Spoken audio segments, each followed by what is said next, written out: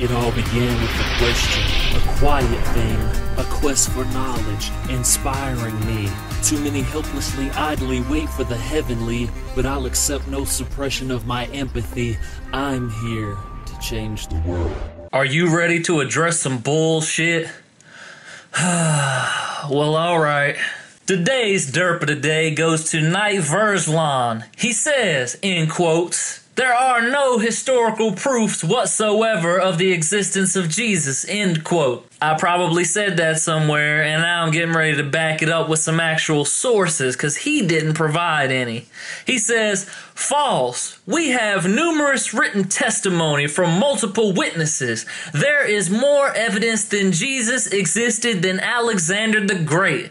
Actually, there is no historical reference to Jesus' life, death, or the crucifixion. Nothing at all. John E. Remsburg, in his classic book, The Christ, A Critical Review and Analysis of the Evidence of His Existence, lists the following contemporary historians who lived during the time, or within a century after the time, that Jesus was supposed to have lived.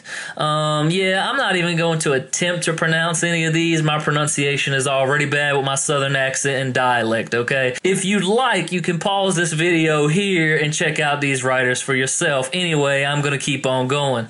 According to Remsburg, enough of the writings of the authors named in the foregoing list remains to form a library. Yet in this mass of Jewish and pagan literature, aside from 2 forged passages in the works of a Jewish author and 2 disputed passages in the works of Roman writers, there is to be found no mention of Jesus Christ. Nor, may I add, do any of these authors make note of the disciples or apostles, increasing the embarrassment from the silence of history concerning the foundation of Christianity. In other words, the only information of the life of Jesus Christ comes from Christian believers. Reason would dictate that if all the miracles that Jesus supposedly performed or surrounded him, including being born of a virgin mother, 3 Magi following the brightest star forever to see the demigod, the slaying of the innocent babies, raising the dead, healing the blind and lame, having the sky turn to blackness when Jesus died,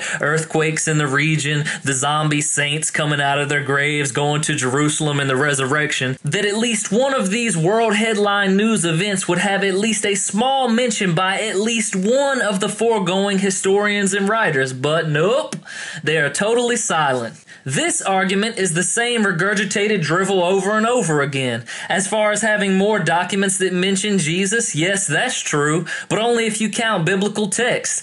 Even that doesn't mean shit. There are more documents mentioning Gandalf than there are mentioning me, but does that mean that Gandalf exists? No, but I wish. Extraordinary claims require extraordinary evidence. While Alexander the Great was great, we are not staking a worldview on his existence or attributing miraculous claims to his life. Also, there are no witness testimonies as you claim. The only person in the New Testament who claims to have seen Jesus was Paul, and he didn't even see him. He had an encounter with a celestial version of Jesus and never even knew that Jesus existed physically. The Gospels were written at least half a century after Jesus supposedly lived. So basically, Jesus is on par with Gandalf, except Gandalf is way more amazing than Jesus could ever hope to be.